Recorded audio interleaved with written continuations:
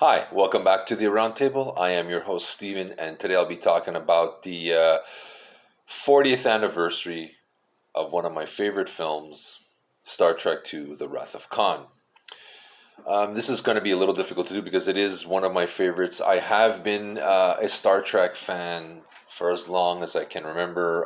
My parents dropped me on the couch when I was maybe 4 or 5 years old, and I watched the original series with William Shatner and Leonard Nimoy and was stuck on it ever since. And I'm gonna say I'm a fan.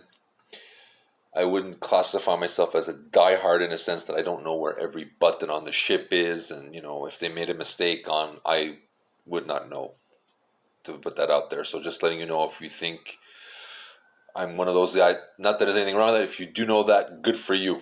I wish I was that. It's just those little things don't bother. I watch the overall thing and see if I'm entertained or if there's something meaningful for me. As for Star Trek 2, it's a great film in many regards for me because I think I was finding a little bit because with the motion picture, I think I was way too young. I may have been 7 or something like that when it came out. So, and that film is not exactly, people call it Star Trek the boring picture because it is long and a lot of talking. The Wrath of Khan came out in 82, I think, like what, 4 5 years after that one. I think a lot of people thought that after all that hype of Star Trek coming back and the film, although it made money, the motion picture, a lot of people were disappointed originally with it. Although the film has now found an audience, like myself, I appreciate this film much later on in life and realize how much of a Star Trek film it is. The Wrath of Khan is a film that not only kind of fixed the slow pace of the motion picture, it resurrected the franchise itself. I mean, Star Trek would not be here if nobody like myself went to the theater and went nuts over this movie. I think a lot of Star Trek fans lost their mind how good it was. Why it was that good? I think we can go on. I can make 100 videos on this. I'm going to go with some of the basics that have popped in my head over the last week because I think it was June 4th that was actually the anniversary date. It was June 4th, 1982, if I remember that correctly. Um, the film was a drastic different than the motion picture, much more action oriented, but yet there was a underlying theme of choices and life and getting older and your decisions. Like Kirk deciding to leave Khan on City Alpha 5, Kirk not being a father to David, who we find he has a son. I think after 40 years, if you don't know what goes on in Star Trek 2, come on, really, don't watch this. Kirk deals with basic midlife crisis. What if I did this? I feel old. Blah blah blah. There's a lot of themes in this movie: life, death, getting old, your choices, and I think that hits hard with realizing that Khan is coming back for Kirk. Kirk never went back. He was supposed to go back. Khan was introduced in an episode called Space Seed in the original series, and he was brought back in this one. This is another thing that's great about this. It's one of the few sequels they bring somebody back, and it works well on its own terms. This director, Nicholas Meyer, who never watched an episode of Star Trek in his life, took over as, I believe, an uncredited writing party. He fixed the script and directed this movie. Not watching it, I think he respected the lore, but didn't use it as a crutch, as some of the new Treks do. They can't move forward without, oh, remember, Spock is important, this is important. He realized it's important, but he just left to use, you should know this, there you go. And leave it at that. And I think that's what makes Khan work well. He doesn't use Star Trek lore as a crutch or as a scapegoat to make this film good. It's a good film. Even if you never saw Star Trek before, it's a good film on its own. It's a good film on its own. That's the great thing about it. It stands on its own. What I liked about it is drastically different from the Space Seed episode. Because in Space Seed, Khan and Kirk physically meet and fight. In this film, they don't ever physically meet. It's like a chess game, especially when they're in the two ship, the Reliant versus the Enterprise, right? There's that chess game going on. Who's going to do the move and the counter move? It's really interesting. It's like a war. It's like a battleship scenario, and it's the meeting of the minds as opposed to just the physical strength. Because Khan would beat Kirk in a physical fight. He's just he's genetically stronger. That they went that route was very interesting for me. The other thing, another, I'd say spoiler, but after 40 years, if nobody knows by now, Spock dies at the end of Star Trek too. But you have to remember, before it becomes the norm now, you kill off a major character and bring him back.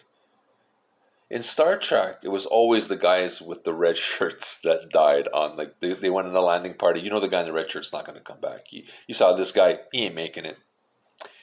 That's Spock, one of the main characters, of the series, of the films themselves. I mean, deep down in my head, I knew he's coming back. I said, there's no way they're going to restart a franchise and kill off this character. There's got to be. And I said, Genesis, it brings back lifeless stuff. You put two into. I mean, I was a kid, but I was not too smart. I was pretty smart. I said, they put him on Genesis. He's coming back. That they killed him off, though, before any of this stuff happened, like now, which is the norm. You kill off a superhero or something, they come back a year later. I mean, this was big. I remember the initial when the scripts first came out, and Spock died apparently in the beginning of the film. People lost it. There was like I think there was like people wrote in, like thousands of people wrote, "You can't do this." This was like mind blowing stuff at the time, and I think that's what it did. I think Mayer was not afraid because like I said, he understood the lore, but he wasn't weighed down by it. So he was willing to kill this character for effect, to show how strong Khan is and how, what an adversary this guy is, and how Spock what he would do for his crew members, for his friends, right? The needs of the many outweigh the needs of the one. I thought was what made this great. The characters stood up. It was not just the adventure of Khan; it's the human adventure, and the sacrifice that they're willing to do. I thought that's what made it move. And again, that they actually took that chance and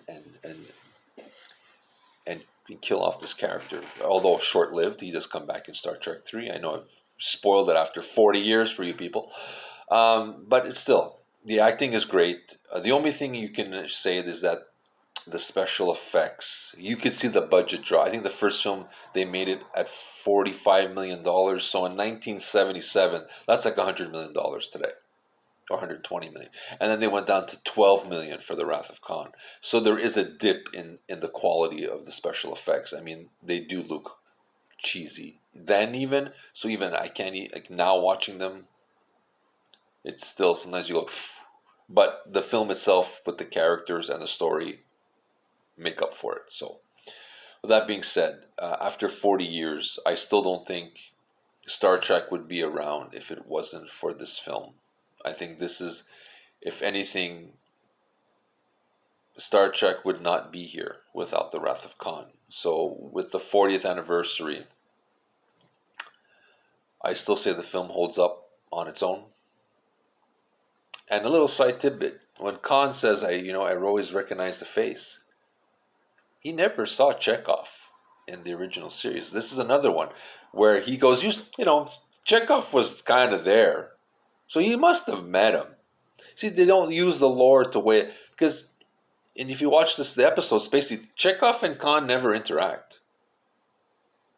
Think about it, but Khan is, I never forget a face. Or Chekhov says, I never forget a face.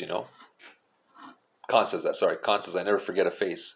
He's never met. We've never seen them meet on the TV show. So again, it's using that common sense that they he was on the ship, Khan was there. They must have interacted some way, or he knew about Khan. Obviously, he knew about Khan, right? So that was, this film doesn't take the audience for granted. It's like it doesn't baby the audience. And that's what I liked about this film.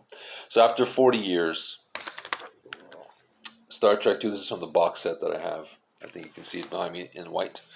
Um, is a great film. If you have not seen the Star Trek films, I think you owe it to yourself. Yes, the effects are not up to today's standards, that's for sure. But the film itself is great. And I think if you're a Star Trek fan, again, if you have not seen this, what are you waiting for? Don't wait another 40 years. With that being said, I recommend Star Trek 2 for anybody who likes just good sci-fi. You don't need to know the back. They mention it. They bring it all out and they explain everything. So again, it's a smart film.